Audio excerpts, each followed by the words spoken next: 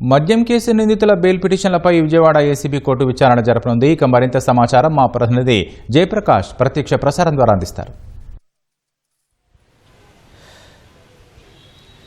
రాకేష్, ఈరోజు మద్యం కేసులో నిందితుల బెయిల్ పిటిషన్ పైన విజయవాడ ఏసీబీ కోర్టులో విచారణ జరపనుంది. మద్యం కేసులో నిందితులైన 7 ఇందులో పిటిషన్లు దాఖలు చేసిన క్రమంలోనే వాళ్ళకి వేరువేరు తేదీలు విచారణకు ఇచ్చారు. ఈరోజు 3 బెయిల్ పిటిషన్ల పైన విచారణ జరగనుంది. A1గా ఉన్న రాజ్ కాసిరెడ్డితో పాటుగా చాణుక్య, దిలీప్ల బెయిల్ పిటిషన్ల పైన విచారణ జరగనుంది. మరికొద్దిసేపట్లోనే ఏసీబీ కోర్టులో విచారణ జరుగుతుంది. దీనికి సంబంధించి కౌంటర్ కూడా ఇప్పటికే సిట్ బృందం కౌంటర్ దాఖలు చేసింది. మరోవైపు చూసుకున్నట్లయితే A1గా ఉన్న రాజ్ కాసిరెడ్డిని ఇప్పటికే 2 సార్లు విచారించి కీలకమైనటువంటి విషయాలు రాబట్టారు. ఆ క్రమంలోనే ఇటు చెవిరెడ్డి భాస్కర్ రెడ్డికి సంబంధించిన సమాచారం రావటం కూడా ఆ రెండోసారి విచారణ జరిగినప్పుడే విషయాలు బయటకు వచ్చాయని తెలుస్తుంది. అయితే ఇప్పుడు ప్రస్తుతం ఈ మద్యం కేసు పూర్తి స్థాయి విచారణ ఇంకా పూర్తి కాలేదు. ఇంకా విచారణ జరుగుతూనే ఉంది. చాలామంది ఇందులో దోషులుగా ఉన్నటువంటి వాళ్ళు ఉన్నారు. వాళ్ళపైన ఖచ్చితంగా ఎవరెవరు ఇన్వాల్వ్ అయి ఉన్నారో వాళ్ళందరినీ బయటికి తీసుకురావాల్సిన అవసరం ఉంది. దీంతోపాటు ముఖ్యంగా అంతిమ లబ్ధిదారుడు ఎవరు అనే విషయాలు వీళ్ళందరికీ ఇప్పుడు అరెస్ట్ అయిన 7, తాజాగా అరెస్ట్ అయిన 2కి ఖచ్చితంగా తెలిసి ఉంటుంది. వాళ్ళతో ఇంకా విషయాలు రాబట్టాల్సిన అవసరం ఉంది.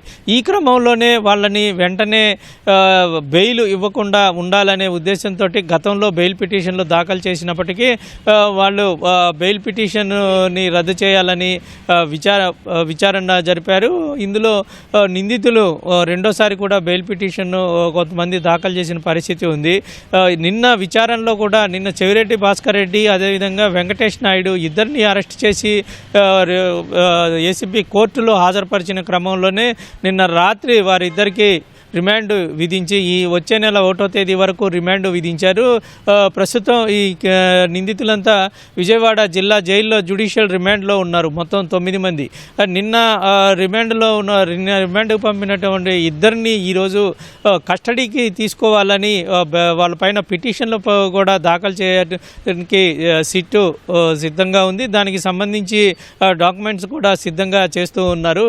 వీళ్ళిద్దరిని కనీసం వారం రోజుల పాటు కస్టడీకి కావాలని కోరేందుకు అధికారులు సిద్ధమవుతూ ఉన్నారు. నిన్న విచారణలో కూడా చెప్పారు.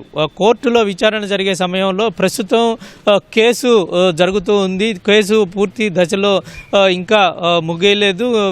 కీలక దశలో విచారణ జరుగుతుంది. దర్యాప్తు ముమ్మరం చేస్తున్నాము.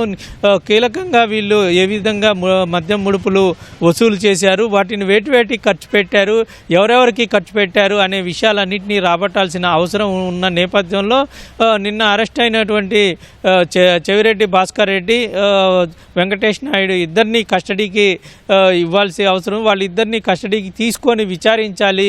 అందుకే రిమాండ్ ఇవ్వాలని నిన్న కోర్టులో వాదనలో తెలిపారు. దానికి సంబంధించి ఆధారాలు కూడా వాళ్ళు టోల్గేట్ ఏ వాహనంలో తీసుకువచ్చారు, వాళ్ళు టోల్గేట్ అక్కడ ఉన్నటువంటి సీసీ ఫుటేజ్కి సంబంధించిన ఫోటోలు, వీడియోలు నిన్న కోర్టుకి సమర్పించారు. మరోవైపు గత ఎన్నికల సమయంలో రవాణా చేస్తుండగా 8 కోట్ల రూపాయలు పట్టుపడ్డాయి. వాటికి సంబంధించిన వివరాలు కూడా కోర్టులో న్యాయమూర్తి ముందు ఉంచారు.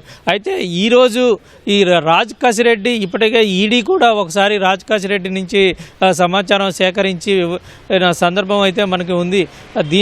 ఇప్పుడు వీళ్ళకి బెయిల్ ఇచ్చినట్లయితే ఖచ్చితంగా ఇందులో కీలకంగా ఉండటంతో పాటు A1గా ఉన్నటువంటి అక్యూజ్డ్ని కనుక బెయిల్ మీద బయటికి పంపిస్తే ఈ కేసు ప్రభావం పడుతుంది. ఈ కేసు నీరుగారే అవకాశం ఉంది. దర్యాప్తుకి ఆటంకం కలిగే అవకాశాలు ఉంటాయి. ఎందుకంటే సాక్ష్యాలు తారుమారు చేయడంతో పాటుగా అక్కడ ఎవరెవరు ఇందులో ఇన్వాల్వ్ ఉన్నారో వాళ్ళు ఏ విధంగా వ్యవహరించాలి, అంటే ఏ విధంగా ఈ కేసు నుంచి తప్పించుకోవాలి అనే విషయాలన్నింటినీ రాజ్ కాసిరెడ్డి మిగతా నిందితులు చెప్పే అవకాశం ఉంటుంది. కాబట్టి వాళ్లకు బెయిల్ ఇవ్వద్దు అనే విషయాలను చెప్పేందుకు సిట్ అధికారులు సిద్ధమవుతూ ఉన్నారు. మరోవైపు ఇప్పటికే 9 మంది ఈ కేసులో అరెస్ట్ అయ్యారు. మరికొంతమందిని మందిని అరెస్టు చేసేందుకు వాళ్ళ కోసం గాలిస్తూ ఉన్నారు.